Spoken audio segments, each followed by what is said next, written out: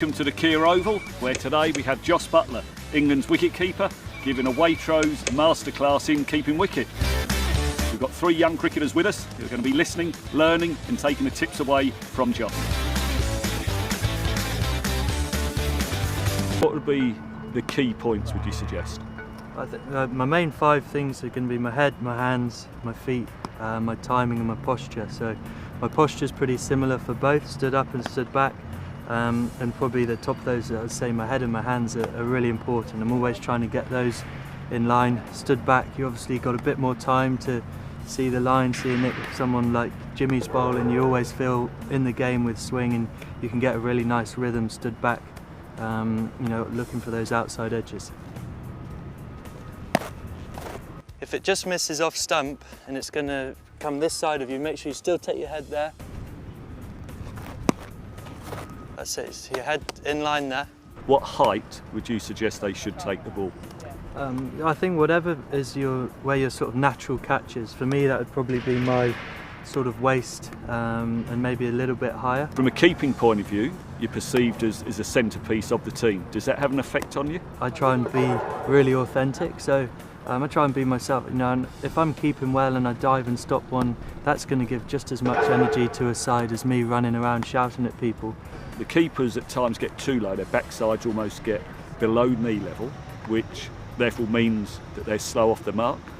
Just go through that stance and just talk exactly why the explosive position is the better way.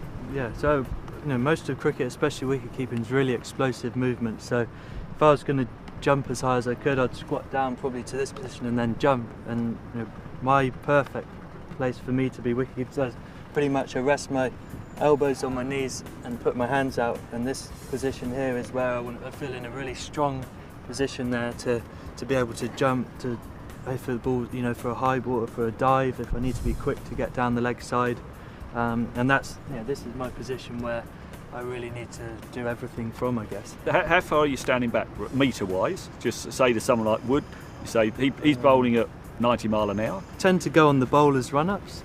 So you see them paint their mark out before the day's play, and I know Jimmy Anderson's run-up is about where I start. That's for the first ball of the day. That's probably where I'd start for both Jimmy and Broady, and then depending on how the pitch, I'll sort of work off there. Spin bowling as well, probably the hardest art of wicket keeping, standing up to the stumps. What again would be your mindset for keeping to, where it's a Moeen Ali, you kept the Graham Swan, these types of bowlers? Yeah, so again, once you come up to the stumps, there's an extra chance that, obviously as stumping becomes involved, you've got the extra chance of affecting a wicket that way. So that's another positive thing you can put into your mind. You're up there and you've got more chance of taking wickets. And my posture is pretty much the same, maybe just a tiny bit lower. Fractionally lower for the spin bowler than for the quicker bowler. Yeah. Just talk to the viewers there about hip rotation and how important that is. Yeah, standing up to the stump. Standing up to the stump. So this my sort of posture I'd be in, and say a ball was, if it didn't spin, it'd just come in here and I'd catch that. Say, Moeen hits the rough that's been created out there and it pops this side. If I'm in this position, this is a really powerful position where I can really fire my hips and be quick to actually get my hands into that position. So what is the technique or the best advice that you can give to the people watching on taking a ball down the leg side off a spinner? So I think for me there's probably two ways of doing it, and it depends on the line. So if it's really far down the leg side, I think you have to just make them, right, I've got to go and I've got to get there, so try and get this side of you.